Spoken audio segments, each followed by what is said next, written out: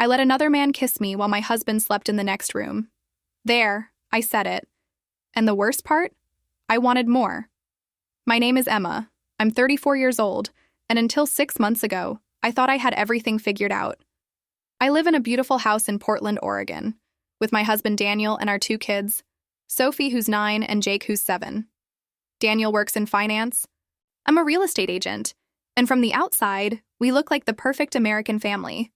White picket fence, golden retriever, Sunday barbecues with the neighbors. But perfection, I've learned, is just another word for suffocating. It started so innocently. Or maybe that's what I tell myself so I can sleep at night. Daniel's younger brother, Marcus, moved to Portland after his divorce was finalized. He needed a fresh start, he said. A new city, new opportunities, away from the memories of his failed marriage in Boston.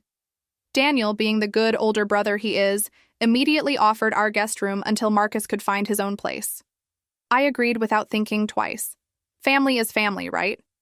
How could I have known that decision would unravel everything I thought I knew about myself?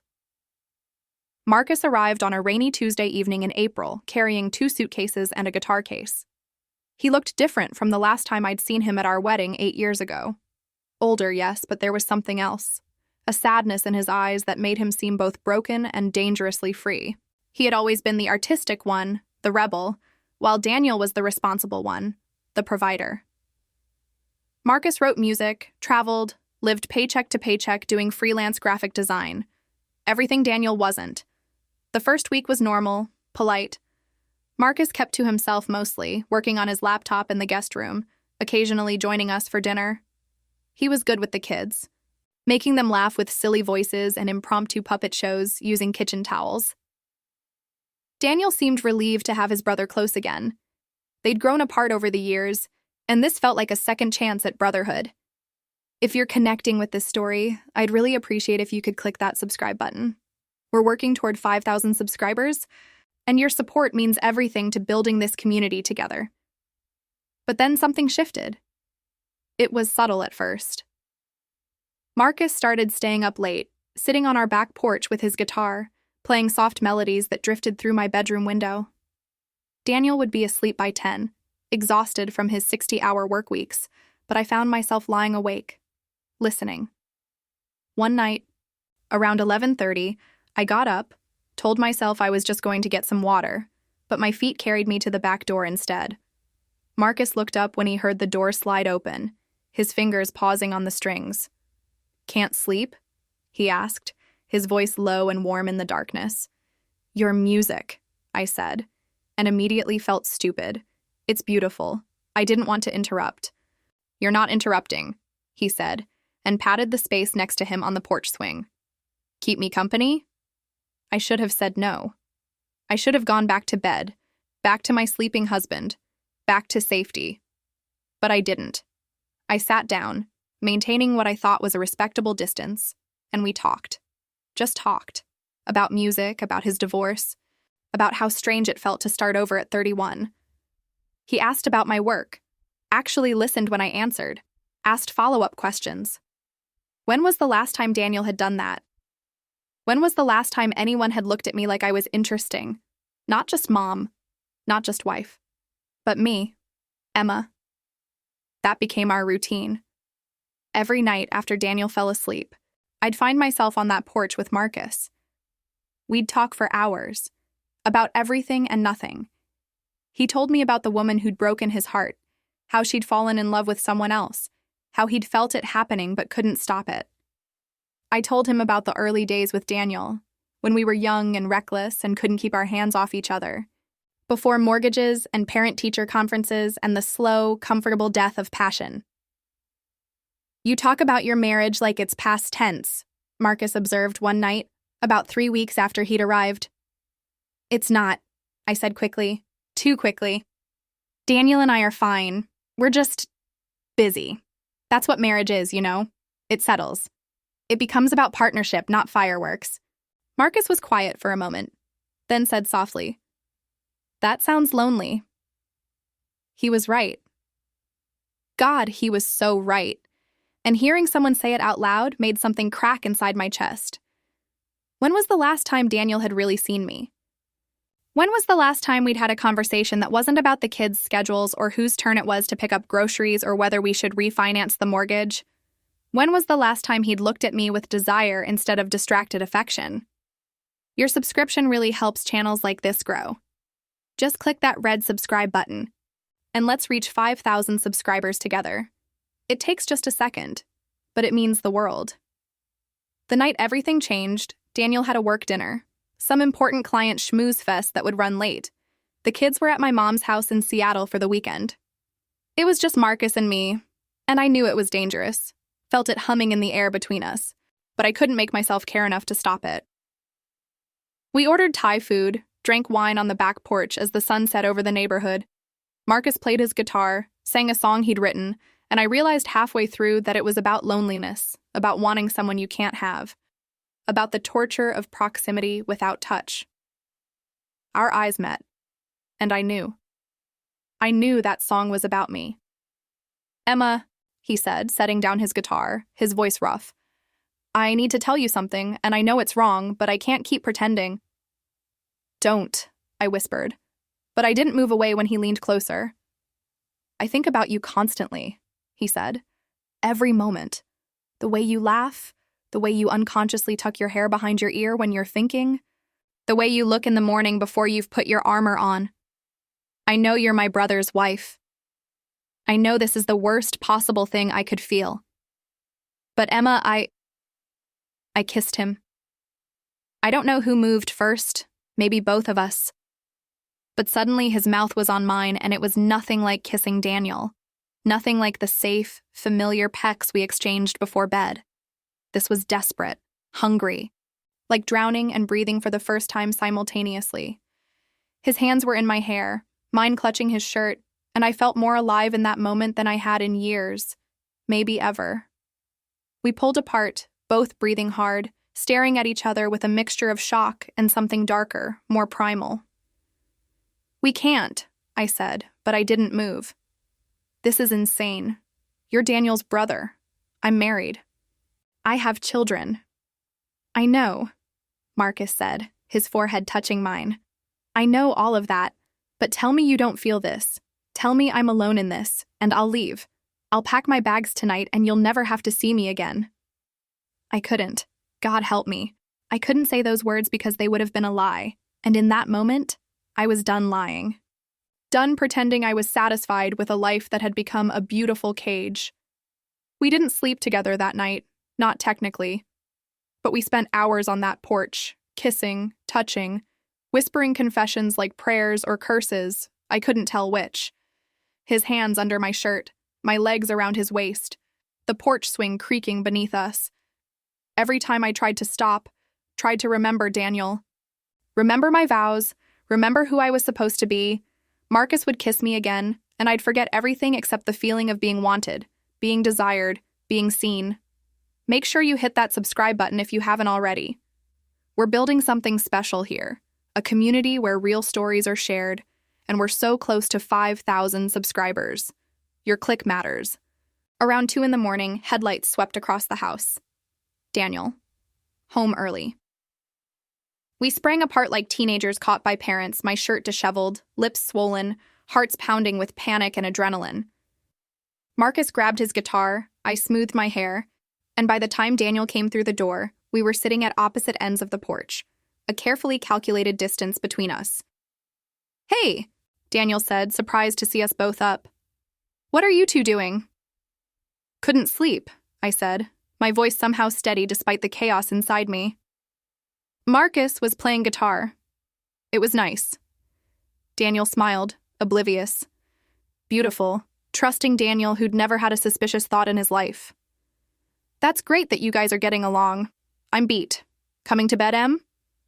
I nodded, said goodnight to Marcus without meeting his eyes, and followed my husband upstairs. Daniel was asleep within minutes, but I lay awake, Marcus's taste still on my lips, guilt and desire warring inside me like twin demons. What had I done? What was I doing? And why couldn't I make myself regret it? The next few weeks were torture. Marcus and I would barely look at each other when Daniel was around, but the tension was suffocating. Every accidental touch, passing in the hallway, reaching for the same dish at dinner, felt electric. I threw myself into work, taking on extra listings, staying late at the office, anything to avoid being home, avoid the temptation. But every night I'd come home to find Marcus there, and my resolve would crumble a little more. We had a close call on a Wednesday afternoon. I came home early, thought the house was empty. Marcus was in the kitchen making coffee, shirtless because he'd just come from a run. Sweat glistened on his skin, and before I could think, I was crossing the room, pressing my body against his, kissing him with weeks of pent-up frustration. He responded immediately, lifting me onto the counter. His hands everywhere, my legs wrapping around him. We were seconds away from crossing the line we'd somehow managed not to cross when we heard Daniel's car in the driveway. He'd forgotten some documents. 5 minutes earlier, and he would have found us. The thought should have terrified me into stopping, but instead, it made everything feel more urgent, more necessary. Like we were on borrowed time and had to seize every stolen moment. If this story is keeping you on the edge of your seat, show some love by clicking subscribe. Let's hit 5,000 subscribers together and keep sharing stories that matter. Just one click on that button below. Things escalated on Memorial Day weekend. We were hosting a barbecue, friends and neighbors filling our backyard with laughter and small talk. Daniel was at the grill playing the perfect host, beer in hand, telling his dad jokes that everyone politely laughed at.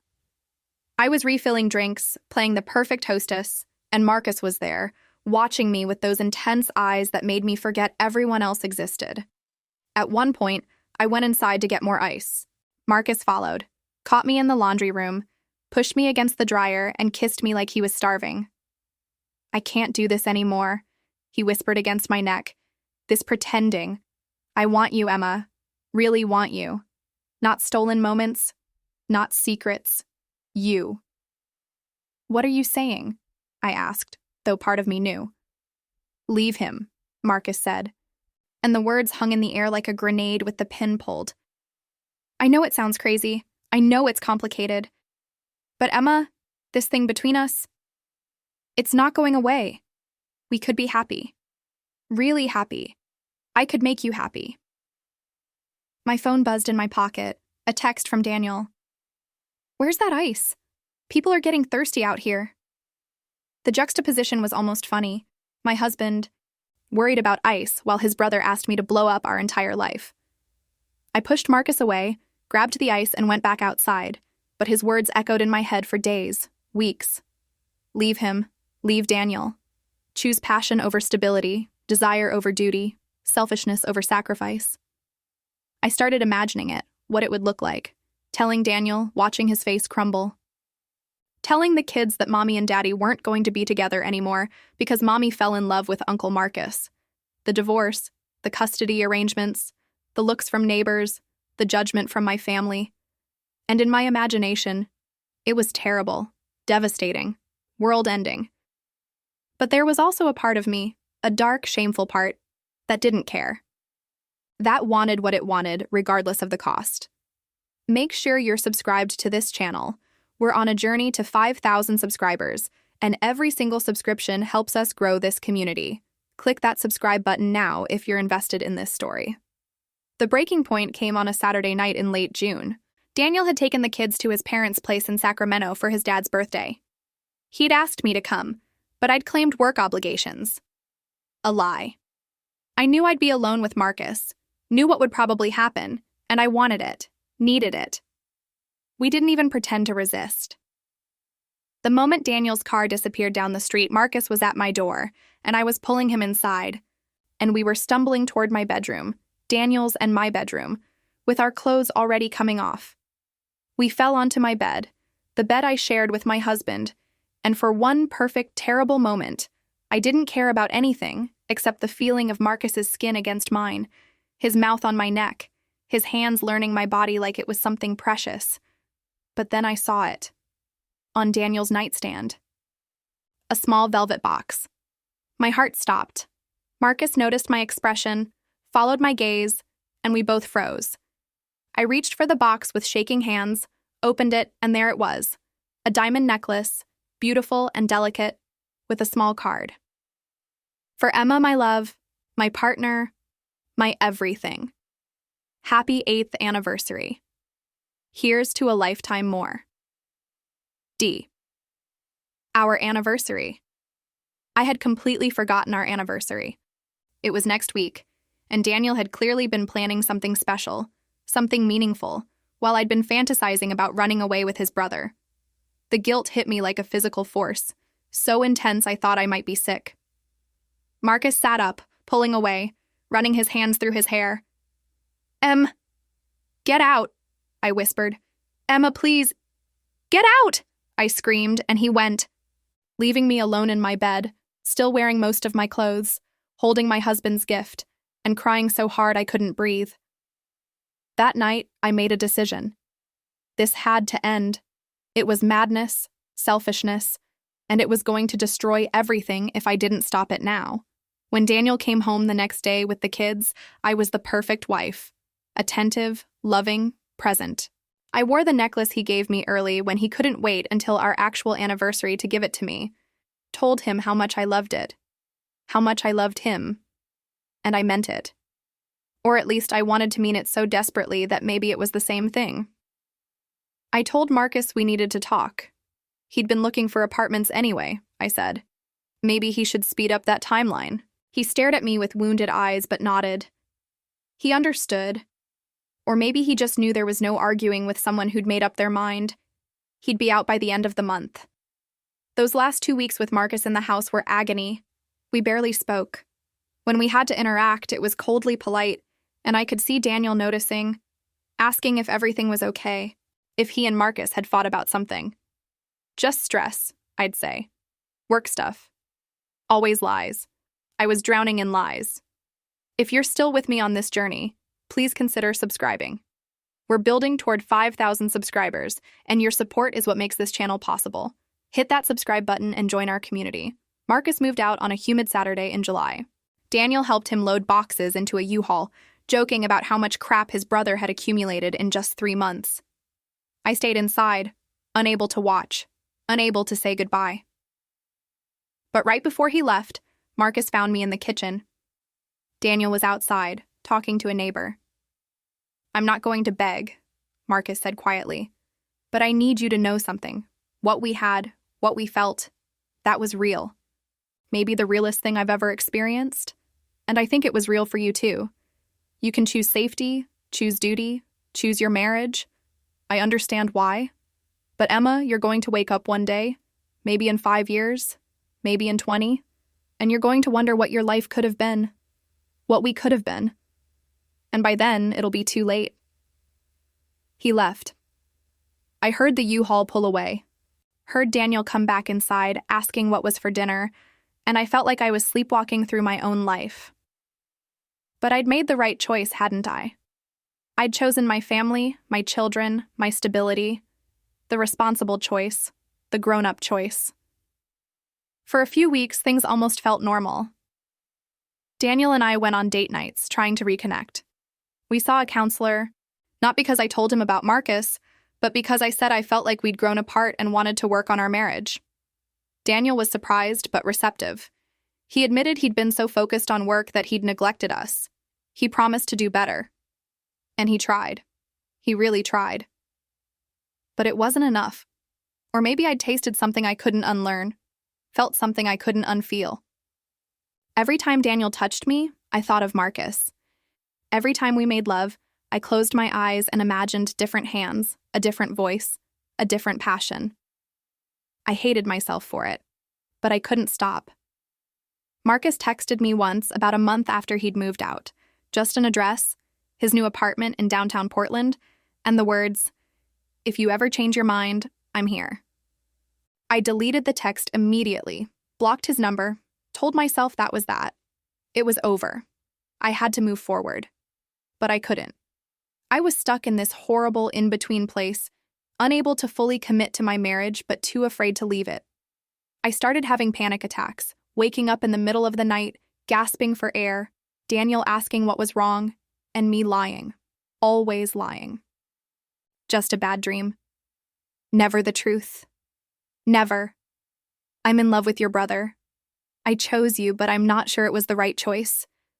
I'm dying inside this life we've built, and I don't know how to save myself without destroying everyone I love. Please hit that subscribe button if you haven't already. We're so close to 5,000 subscribers, and every subscription helps this channel reach more people who need to hear these stories. Your click makes a real difference. October came, and with it, Daniel's company retreat. 3 days in Napa Valley, some team-building nonsense he couldn't get out of. He asked if I wanted to come, but I said no. The kids could stay with my mom. I needed time alone, I said. Time to think, to breathe, to figure out who I was outside of wife and mother. What I didn't tell him was that I'd unblocked Marcus's number, that we'd been texting again. Casual at first, then deeper, then dangerous. He asked if he could see me. Just to talk, he said. Just coffee. Just closure. I knew it was a terrible idea, knew exactly where it would lead. But I said yes anyway. We met at a coffee shop in the Pearl District, neutral territory, public enough to feel safe. But the moment I saw him, my carefully constructed walls crumbled. We talked for hours, until the cafe closed, and we had to leave. And then we sat in his car in the parking lot, still talking, unable to say goodbye. He told me about his life without me, how he'd tried dating, tried moving on, but couldn't. How every song he wrote was about me. Every woman he met was measured against me and found wanting. I made a mistake, I heard myself saying. Letting you go. Choosing the safe thing. I've been miserable, Marcus. Absolutely miserable. His hand found mine in the darkness. So what do we do about it? And that's the question I'm still trying to answer. Because last night, I went to his apartment. Daniel thinks I'm at a work conference in Seattle. The kids think mommy's showing houses. Everyone thinks I'm somewhere I'm not, doing something I'm not, being someone I'm not. But for the first time in months, I felt like myself. Like Emma, not just Daniel's wife or Sophie and Jake's mom, but me. We didn't sleep together. Not yet. We just lay in his bed, talking, touching, kissing, stopping before the point of no return, because once we cross that line, there's no going back. No pretending it was just an emotional affair, no room for ambiguity. It'll be real, and it'll require real choices, real consequences. Marcus is asleep next to me right now. Daniel called an hour ago. I saw his name flash on my phone, didn't answer. Sent him a text saying I was in a showing and would call him back. Another lie to add to the mountain. Marcus's arm is around my waist, and it feels right in a way that makes my marriage feel wrong, and I don't know what to do with that. Before you go, please subscribe to this channel. We're working toward 5,000 subscribers, and your support means everything. Just click that red button below, and let's build this community together. Do I stay in my marriage and spend the rest of my life wondering what if? Do I leave, break my children's hearts, become the villain in everyone's story, but finally, maybe, be happy? Is it even possible to be happy when that happiness is built on other people's pain? Is it selfish to want more than contentment, more than partnership, more than the slow, comfortable fade into routine? Or is it more selfish to stay when my heart isn't in it, to give Daniel and the kids a hollow version of me instead of the truth, no matter how ugly that truth might be? I don't know. I genuinely don't know. And that's why I'm here, telling you this story, hoping someone out there has answers I don't. Because in a few hours, the sun's going to come up. Marcus is going to wake up. He's going to look at me with those eyes that see everything, that make me feel alive and terrified and more myself than I've ever been, and he's going to ask, "What do you want, Emma? Really want?" And I'm going to have to answer. I'm going to have to choose.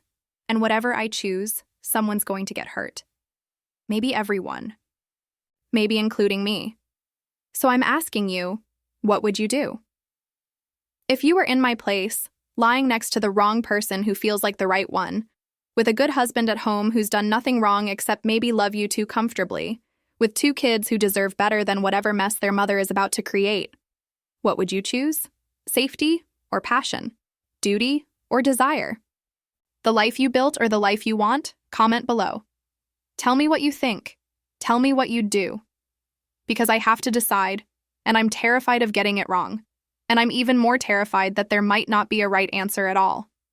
And please, if this story moved you, if it made you think, if it reminded you of your own complicated choices, subscribe to this channel. Help us reach 5,000 subscribers. Let's build a space where we can share these impossible stories, these messy truths, these questions that don't have easy answers. Click that subscribe button now. Because we're all just trying to figure it out, aren't we? We're all just human, flawed, and wanting and scared and hoping that maybe somehow we'll make the right choice. Or at least a choice we can live with. What would you do?